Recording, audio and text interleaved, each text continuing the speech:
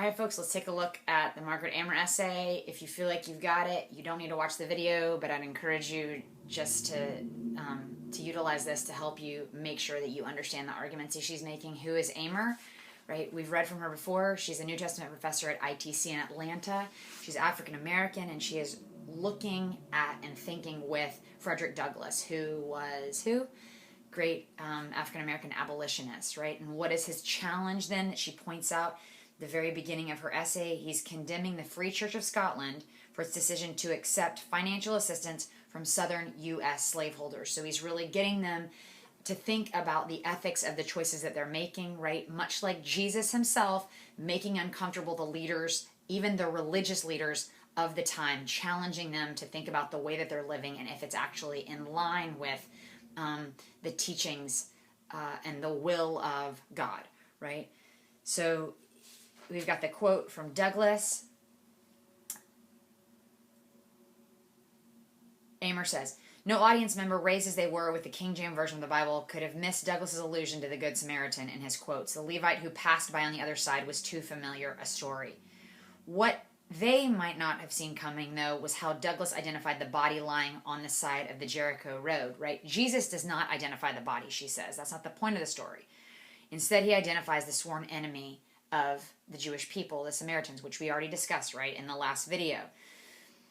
Douglass, by contrast, right, is directly interested in identifying the body on the side of the road for until his audiences could see the body, they would not be able to distinguish the Samaritan from the much more well-respected holy persons that might pass by. So, she says, like a forensic pathologist, Douglass metaphorically stoops down to examine the unidentified body, and he pronounces that that body, right, within his own context, are slaves in the antebellum South in the United States of America. So he's obviously then comparing, and this is what I asked you guys to do in the last video, he's comparing then the Free Church of Scotland and what they're doing, and even Christians within the antebellum South, he's comparing them to the priest and to the Levite passing by and allowing this body to lie there on the side of the road, the slave, right, to be treated, or the enslaved people to be treated as though they were not humans, just bodies, right? So once Douglass identifies the body, then he extends the Samaritan metaphor in a series of passionate speeches, right? He says then true religion, he's calling the Free Church of Scotland a true religion,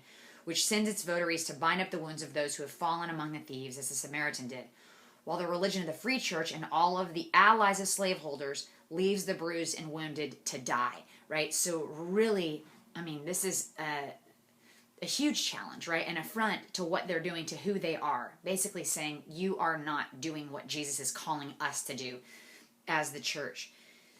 So then she goes in to talk about William Lord Garrison, who, being excoriated as an enemy of the United States for his abolitionist stance, Douglass was able to argue that Garrison, unlike the slaveholders, had put his body, voice, and even his life on the line on behalf of the body on the side of the road, right? So Garrison then would be like the Good Samaritan.